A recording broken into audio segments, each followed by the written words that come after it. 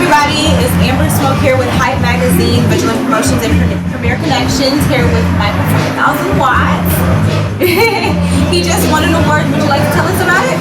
Yes, I just got the winning award with Hype Magazine. It was for honoring a lot of accomplishments and coming aboard on the team as a writer and for representing for the Southern culture and and being a pillar in hip hop and the Texas movement and music as a whole. How did you feel when you won the award? Was it like I finally have a great award? You know what? A lot of awards like this. You know what? I won a few awards, but it really feels good to get an award for somebody that really understands the angle that I'm trying to express in life and culture and music, Because my whole thing is I believe in the whole Southern culture and I believe in helping people, And this award expressed those things, And then number two, I grew up on Homestead. Well, I'm on Homestead. We're on Homestead right now, And this is where I grew up, born and raised at, man. This is where the Swish House was created, right here on Homestead. So I got that award on Homestead. So that right there meant a whole lot to me as well. Okay, well, speaking of the Southern rap scene, what's your take on the Southern rap scene currently, like right now? You know what? When it comes down to us down here in Texas and Louisiana right now, we don't have that media outlet. We don't have that major label push like a lot of people have out there.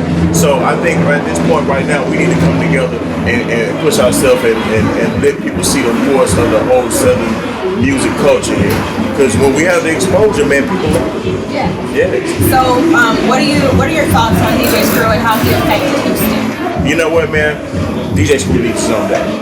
I mean, this man here totally molded the whole Houston culture around it. When you can't say Houston hip hop without saying Screw in, And his man right here is amazing. You know what I mean? It's amazing when somebody can make something that's timeless.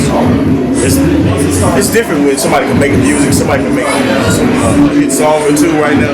But this man has created his own genre. Exactly. Screw the Chop is a genre now. It is. Yes. Okay.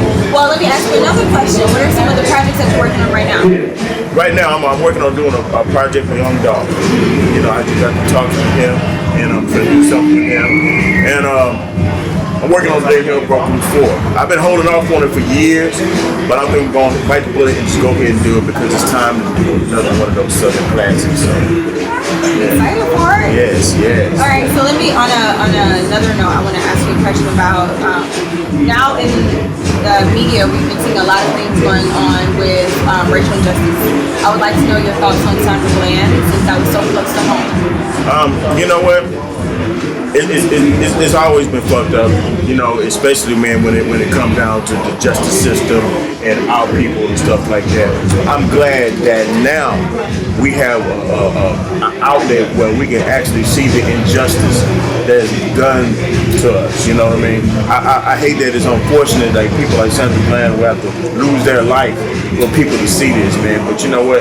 There will not be no solution if you can't see the problem. I due to the media and stuff like that, man, I think it's a good thing, man. This right here will finally put a situation so we can start getting justice from the injustice that the justice system does to us. How do you think that we can use music to give a voice to the injustices? I know that back in the day we had NWA and stuff like that. I don't feel like we have that voice right now. How do you think we really don't have that voice like that. You know what I mean? But you know what? I just got to chopping this song by David Banner, right? And it's called My Uzi. It's him and Big Crit, right? That song right there is one of those songs that need that exposure so people can really see what we're going through, and then we can express ourselves around it. I think that nowadays, man, people do not have to dumb themselves down. We need to express what's going on here. You know what I mean? We have always did that in hip hop, but nowadays people are kind of shying away from it, man. We don't need to shy away from it. We need to let people know because we are the people that can make a change, and we need to do that. Well, this is Michael 5000 Watts. I'm Amber Smoke here with the Hype Magazine, Vigilant Promotions and Premier Connections, and we'd like to thank you so much for letting us interview you. All good. I want to thank y'all. I want to thank y'all. All y'all that's looking at the camera, Hype Magazine, all y'all guys, I want to thank all y'all for supporting us, man, believing in the whole Southern music culture as a whole. Thank you so much. Thank you so much, Michael.